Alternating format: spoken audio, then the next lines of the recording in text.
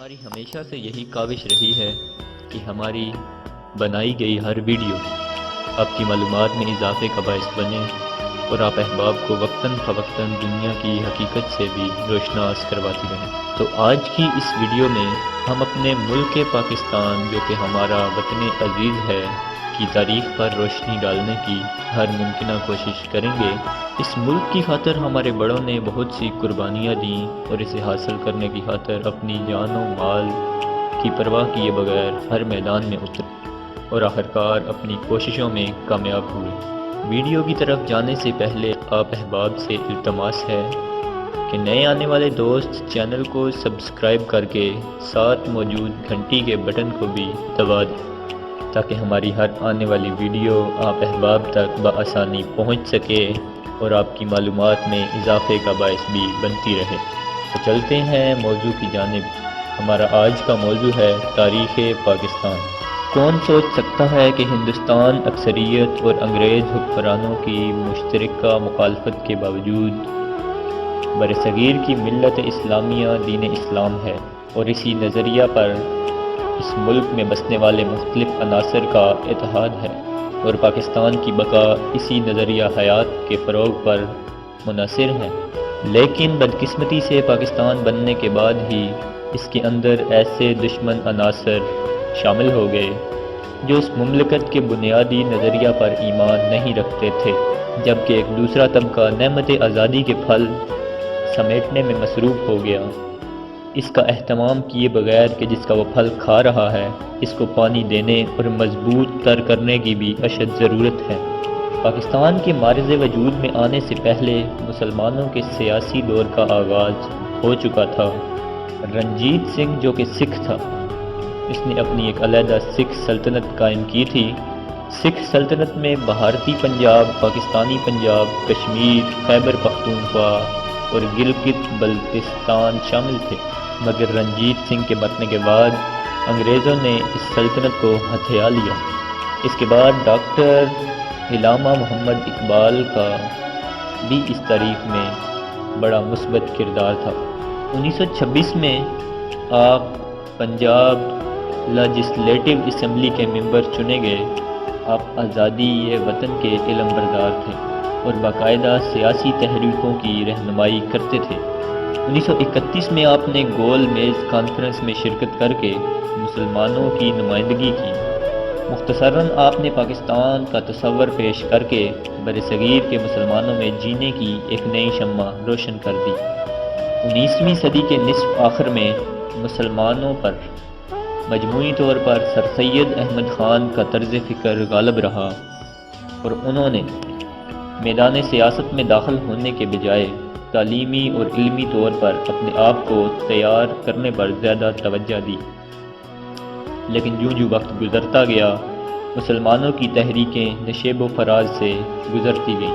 آخرکار ایک مضبوط سیاسی جماعت مسلم لیگ وجود میں آئی۔ یہ سال مسلمانوں کی تاریخ کا عظیم دور کا نقطۂ آغاز تھا، لیکن ابتدا میں مسلم لیگ بھی اتنی مؤثر ثابت نہ ہوئی۔ پھر قائد اعظم محمد علی جناح نے مسلم لیگ کی باغ دوڑ سنبھال لی اور تمام ہندو لیڈر پھر سے مسلمانوں کے جانی دشمن ہو گئے۔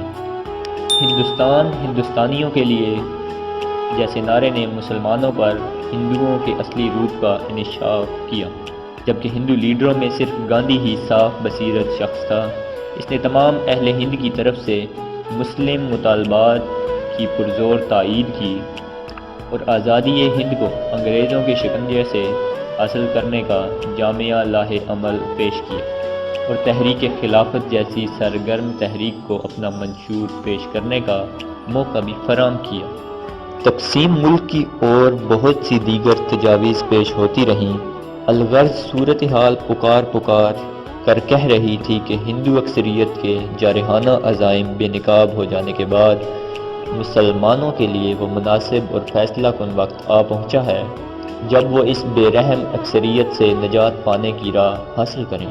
شاعر کہتا ہے، غلامی میں ناکام آتی ہیں شمشیریں نہ تدبیریں، غلامی میں ناکام آتی ہیں شمشیریں نہ تدبیریں، جو ہو ذوق یقین پیدا تو کٹ جاتی ہیں زنجیریں۔ مسلمانوں کے لیے الگ ریاست کا مطالبہ 23 مارچ 1940 میں قرارداد لاہور کے ذریعے پیش کیا گیا، لیکن یہ مطالبہ یکا یک نہیں پیدا ہو گیا تھا، بلکہ گزشتہ کئی برس سے یہ آواز فضا میں گونج رہی تھی اور حقائق و حالات مسلمانوں کو اپنی منزل کی طرف لے جا رہے تھے۔